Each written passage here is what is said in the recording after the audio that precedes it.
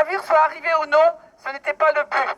Il est arrivé dans le cœur des Palestiniens et des Palestiniennes dès son départ.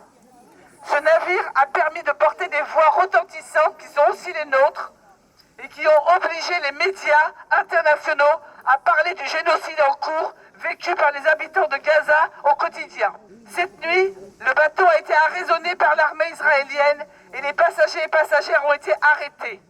Une fois encore, Netanyahou bafoue le droit international au sein même des eaux internationales.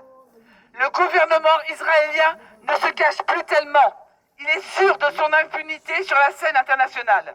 En arrêtant ce bateau dans les eaux, Israël torpille le droit maritime. Il n'a aucune souveraineté sur ses eaux. Torpille le droit humanitaire en empêchant l'acheminement d'aide et arrêtant les humanitaires à bord. S'affranchir des règles européennes concernant l'immunité parlementaire et porte atteinte à la liberté de la presse. En interceptant ce navire, il continue d'envoyer le même message. On ne respectera pas le droit international, les droits humains, les lois sur les crimes de guerre, et vous ne pourrez rien y faire parce que nous sommes les plus forts que vous.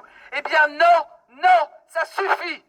Nous exigeons que les droits humains des membres de la flottille soient respectés et qu'ils et elles soient libérés immédiatement.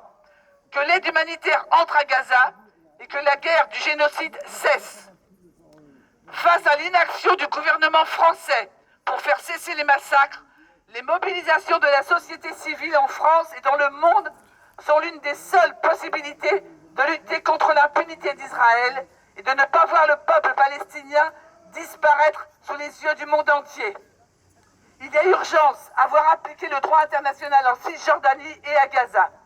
C'est pourquoi nous exigeons des sanctions contre le gouvernement israélien, un cessez-le-feu immédiat et pérenne, la fin du blocus inhumain pour Gaza, le droit au retour pour les réfugiés, la fin de la colonisation et la fin de l'occupation, la fin des politiques d'apartheid menées par le gouvernement israélien.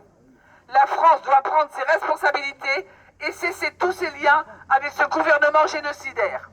En ce moment, à l'heure présente, plus de 150 villes en France sont elles aussi dans un rassemblement.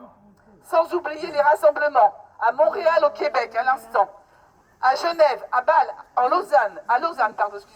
Zurich, Liverpool, Bruxelles, Copenhague.